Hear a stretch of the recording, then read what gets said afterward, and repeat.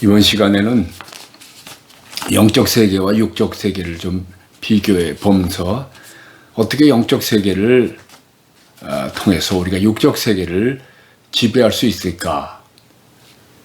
우리 삶을 위해서, 특별히 목회를 위해서 대단히 중요한 이슈입니다.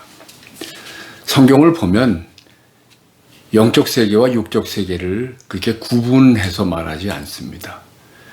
세상 사람들은 육적 세계만 보지요. 그리고 육적 세계를 통해서 기뻐하고 슬퍼하고 그리고 모든 삶의 목적을 다 정합니다.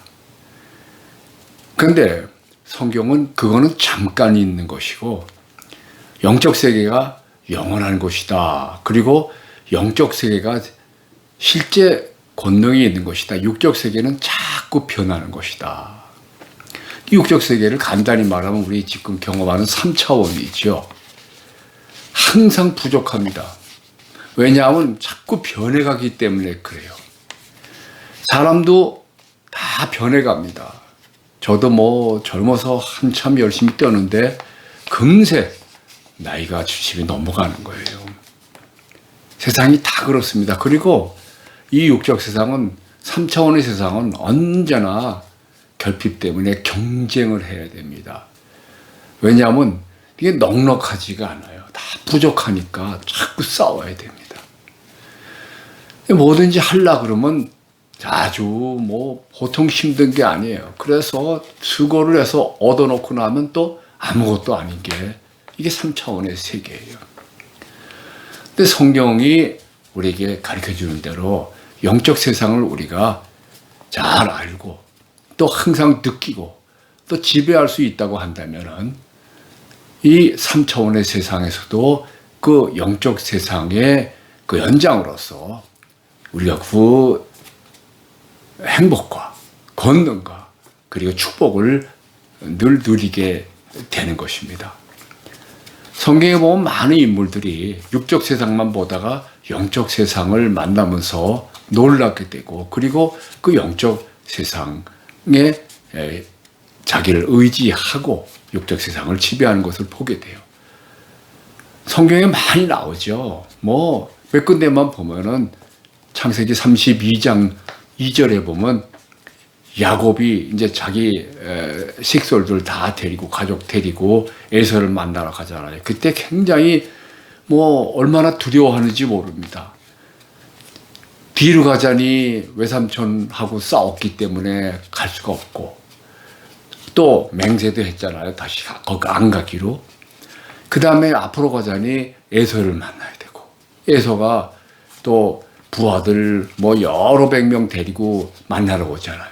그러니까 대단히 두려운 상황에서 그는 자기 그 식솔들과 함께 같이 가는 또 일단의 군대를 보게 됩니다. 그러니까 세상 사람 눈에는 야곱의 그 무리들만 보게 되지만 그 야곱의 눈에는 그 같이 가는 또 한 무리의 군대를 보게 돼요. 같이 가는 겁니다. 그래서 야곱이 그 장소를 마하나임이라고 부르지 않습니까? 성경에 그런 얘기 수없이 많이 나오는 거예요. 엘리사 얘기를 보세요.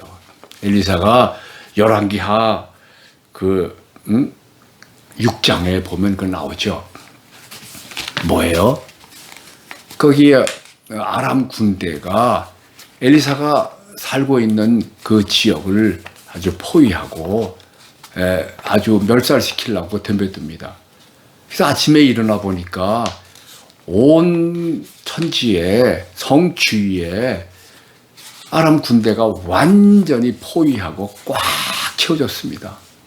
그러니까 엘리사의 사환이 놀래가지고 이제 우린 망했군요.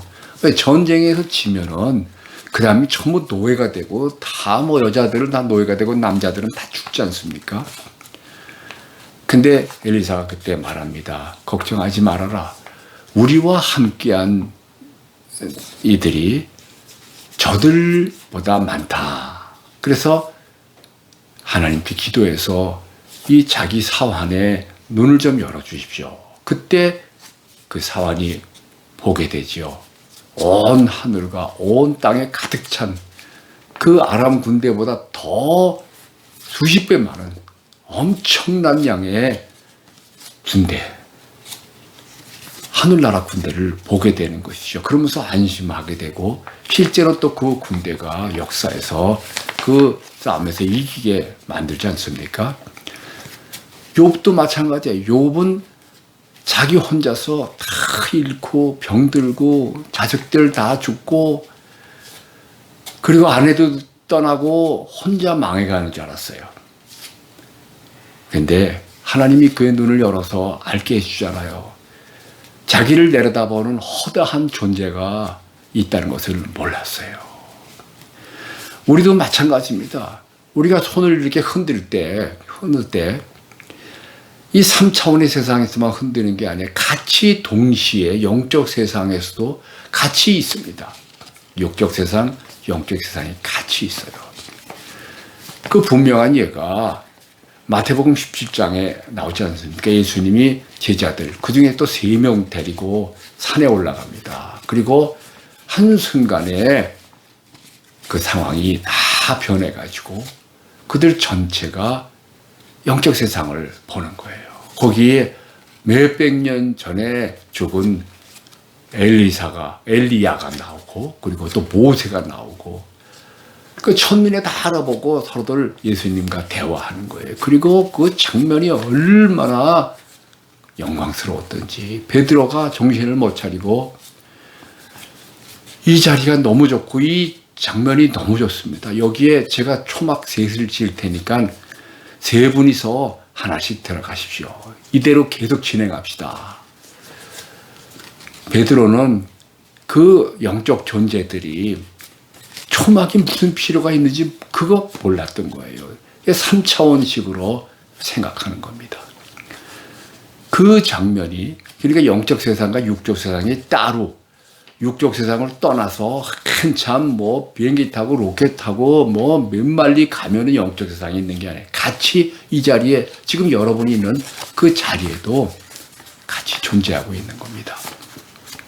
그리고 이 육적 세상은 영적 세상의 지배를 받는 거예요.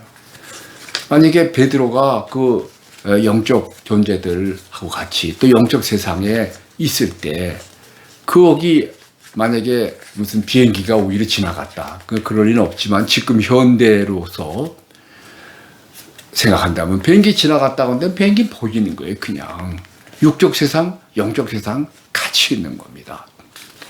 그러니까 우리가 교회당에서 예배할 때 그 조그만 공간 안에 갇혀 있는 것 같지만 영적 세상은 공간이 없어요. 그냥 위로 다 열리고 거기에 모인 사람이 뭐 몇십 명 안 된다 하더라도 허다한 존재가 같이 내려다보고 같이 예배할 수도 있는 겁니다. 그래서 이 영적 세계, 육적 세계는 같이 있는 것이다. 그 성경에 바울도 말했어요. 우리가 천사와 세상에게, 사람들에게 구경거리가 되었다. 이 구경거리란 말은 때아트론 극장이라는 말에서 나왔어요. 헬라어로. 그 말은 뭐냐면 우리를 보고 있는 존재가 허다한 존재들이 보고 있다는 겁니다. 여러분 걱정되잖아요. 지금 우리가 지금 하고 있는 그 모든 것을 어떤 밀실에서 아주 맥힌 공간에서 하면 아무도 모를 것 같지만, 그러나 영적 세상에서는 다 뚫려서 막 수없이 많은 존재가 우리를 항상 보고 있는 것이고, 항상 우리가 말하고 행동하고 생각한 것이 전부 녹화가 되고 있다는 것을 아십니까? 두렵죠. 자, 오늘 제가 말씀드리려고 하는 것은 영적 세상이 있다는 거 그걸로 끝내는 것이 아니고, 우리가 영적 세상을 통해서 육적 세상을 지배할 수 있다는 것을 얘기하려는 거예요. 마태복음 16장 16절에 그 베드로의 위대한 고백이 나오죠. 주는 그리스도시요 살아계신 하나님의 아들입니다. 그때 예수님이 말씀하시죠. 바요나 시몬아 내게 복이 있다. 그리고 이건 하나님이 알게 해주셨다. 그러니까 성령이 알게 해주셨다. 영적 세상의 진리다 하면서 내가 천국의 열쇠를 내게 주니 내가 땅에서 풀면 하늘에서도 풀리고 하늘에서, 이 땅에서 매면 하늘에서도 맬 것이다. 그래가지고 이 영적 세상을 육적 세상에서 지배하고, 그리고 영적 세상을 지배하게 되면 육적 세상도 같이 움직인다는 것을 예수님이 확실하게 말씀해 주셨던 거예요. 그러니까 우리가 사도 바울의 예를 보면은, 제가 사도 바울의 목회를 계속 얘기하려고 그러지 않습니까? 사도 바울은 이 3차원의 세상에 그 무엇을 가지고 나간 거 아니에요. 뭐 어디 전도하러 가고 교회 세우러 갈 때 사람 데리고 가고, 그 다음에 저금 통장 가지고 가고, 뭐 땅 사고, 뭐 이런 거 하나도 안 했어요. 그냥 맨몸으로 갔습니다. 가가지고는 영적 세상에 그 도움을 받아가지고 육적 세상에다가 건물도 세우고 사람도 세우고, 그래서 아주 짧은 시간에 교회도 세우고 훈련도 몇 년 다 시키고. 사도 바울이 목회를 그렇게 하지 않습니까? 우리도 그렇게 해야 된단 말이에요. 그냥 육적 세상만 보고 나면은 그냥 육적 세상의 목회가 될 수가 있어요. 그래서 세상의 방법 그 추구하지 말라는 거 아닙니다. 우리는 이 세상에서 교회 세우고 세상에서 사람들한테 전도하기 때문에 세상 일이 중요하지만, 그 전에 원리, 그 다음에 그 힘에, 그 다음에 지원, 영적 지원을 받아야 되는 거거든요. 그래서 예수님이 베드로에게 하신 말씀, 천국의 열쇠를 내가 준다. 우리 신자는, 특별히 또 주의 일을 하는 사람들은요, 그거를 확인해야 됩니다. 내 속에 천국의 열쇠가 있다. 천국의 열쇠, 예수 그리스도가 천국의 열쇠죠. 사실은 내 속에 있다. 그래서 내가 풀면 하늘에서도 풀리고, 하늘에서 풀리면 그 다음에 땅에서도 풀리는 거 아니겠어요? 그러면 하늘에서 풀리는 건 뭐고, 또 하늘에서 매이는 건 뭐냐? 내가 어떻게 풀고 어떻게 매느냐?